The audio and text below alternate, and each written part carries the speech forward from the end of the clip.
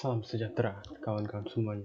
Saya di video ini akan memperkenalkan kepada kalian semua seorang pahlawan nasional yang mungkin kurang diketahui oleh kebanyakan orang. Namanya adalah Sukarni Kartodiwirjo yang dipanggil oleh orang Sukarni. Mungkin dengan nama seperti itu, kebanyakan orang akan mengira bahwa beliau adalah seorang perempuan. Tetapi nyatanya tidak. Dia adalah seorang pria.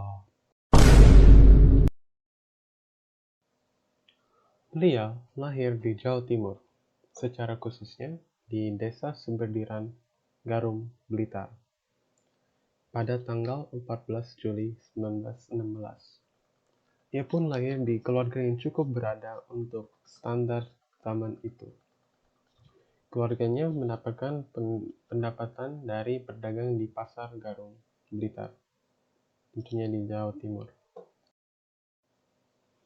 Menariknya, ayahnya Sukarni, Dimoen Kartodiwirjo, dikatakan adalah keturunan Eyang Onggo, yaitu seorang juru masak Pangeran Diponegoro. Pangeran Diponegoro sendiri adalah seorang pahlawan nasional yang cukup terkenal. Tentunya kalian mungkin pasti akan tahu. Beliau dikenal karena keterlibatannya di berbagai perang di sekitar tahun 1800-an, di mana di perang tersebut Pangeran Diponegoro berperang dengan pihak Belanda yang menjajah Indonesia. Pendidikan Sukarni berawal di sekolah yang bernama Taman Siswa. Dan kalau kalian perhatikan di kelas sejarah kalian pasti tahu Taman Siswa itu bukan sekedar sekolah biasa saja. Taman Siswa itu merupakan sekolah rakyat yang didirikan oleh Ki Hajar Dewantara. Sekolah ini didirikan pada tahun 1922. Ki Hajar Dewantara sendiri merupakan seorang yang terkenal dan sangat berdampak bagi pendidikan di Indonesia pada zaman dulu, dan mungkin juga berdampak untuk pendidikan pada zaman sekarang ini. Beliau menggunakan pendidikan sebagai cara untuk melawan pemerintahan Belanda yang sedang menjajah Indonesia saat itu. Di sekolah ini, Sukarni ditanamkan jiwa nasionalisme oleh gurunya. Kembali ke Sukarni. Di tahun 1930, Sukarni memulai perjalanan politiknya. Beliau bergabung dengan Indonesia Muda, yaitu bagian pemuda dari Partai Parindo, sebuah partai politik yang sudah tiada sejak tahun 1937. Di kelompok ini, beliau ditugaskan untuk pergi mengikuti sekolah pengadaran. Di sekolah pengadaran ini, ia bertemu dengan Soekarno untuk pertama kalinya. Mendekati akhir kekuasaan pemerintahan Belanda dalam Indonesia, Sukarni yang saat itu sudah memimpin kelompok Indonesia Muda itu ditangkap oleh pihak pemerintahan Belanda. Beliau kemudian dibuang ke berbagai daerah seperti Balikpapan, Samarinda, dan Jakarta. Tetapi ketika Jepang berkuasa, Sukarno beserta tokoh-tokoh politik lainnya seperti Soekarno dibebaskan oleh Jepang. Jepang membebaskan mereka bukan hanya mereka baik, tetapi untuk menunjukkan kepada Indonesia bahwa mereka dapat dipercaya. Hal ini tentunya bukan sesuatu yang baik, karena dengan ini mereka berhasil menguasai Indonesia. Ketika memasuki tahun-tahun terakhir Perang Dunia yang Kedua, muncullah dua kubu besar di kalangan para pejuang kemerdekaan Indonesia, yaitu kelompok tua dan kelompok muda.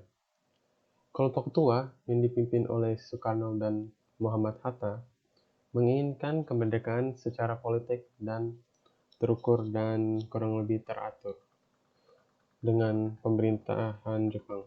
Sedangkan kelompok muda, yaitu kelompok yang Sukarni berada, ingin agar proklamasi kemerdekaan Indonesia segera dikeluarkan.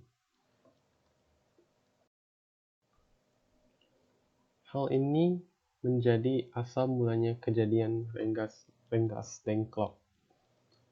Para kelompok muda, termasuk Soekarni, memutuskan untuk menculik Soekarno serta Muhammad Hatta untuk melindungi keduanya agar tidak terpengaruhi oleh pihak pemerintahan Jepang. Pada 16 Agustus 1945, para pemuda membawa Soekarno, Hatta, dan anak istri Soekarno ke Rengas Dengklok. Kemudian, para pemuda pun dijanjikan bahwa proklamasi akan segera diumumkan kepada umum.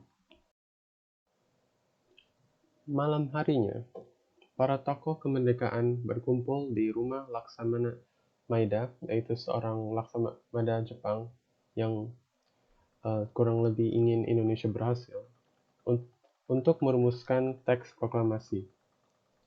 Setelah disepakati isinya oleh semua tokoh kemerdekaan, muncullah masalah baru, yaitu siapakah yang akan menandatangani teks proklamasi tersebut. Disinilah datangnya Soekarni.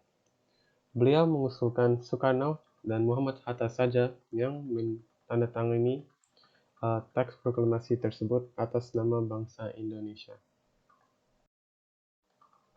Ketika bangsa Indonesia kurang lebih sudah merdeka dari penjajahan Jepang, Partai Murba, yaitu Partai Musyawarah Rakyat Banyak, pun dibentuk oleh Soekarni dan beberapa kaum muda lainnya di tahun 1948. Soekarnilah yang menjadi ketua umumnya selama keberadaan partai tersebut. Mari kita timeskip pada tahun 1960. Saat itu, Soekarno sudah menjadi presiden, dan Soekarno pun mengangkat Soekarni sebagai duta besar penuh Indonesia untuk Republik Rakyat Cina dan Mongolia. Tugasnya dalam peran ini adalah mendapatkan dukungan politik dan bantuan militer Republik Rakyat Cina untuk membantu Indonesia merebut Irian Barat dari pemerintahan Belanda. Ia pun menjalankan tugas ini dengan sangat baik. Soekarni pun mengakhiri tugasnya sebagai duta besar penuh Indonesia pada bulan Maret di tahun 1964. Ia menentang kebijakan Presiden Soekarno yang membubarkan Partai Murba yang dipimpinnya. Dan karena hal ini, maksudnya penentangan Soekarno ini, Soekarno pun memenjarakannya beserta ketua Murba lainnya. Beliau pun akhirnya dibebaskan dari penjara pada Oktober 1966 oleh Jenderal Soeharto, dan beliau diangkat menjadi anggota Dewan Pertimbangan Agung. Dan akhirnya pada 7 Mei tahun 1971, Soekarni pun meninggal dunia, dan ia dimakamkan di Taman Makam Pahlawan Kalibata. Hal yang saya bisa pelajari dari tokoh seorang Soekarni ini adalah jiwa patriot dan kecintaannya terhadap tanah air Indonesia, sehingga beliau berani mengutarakan pendapat untuk suatu keputusan besar bagi kemerdekaan Indonesia.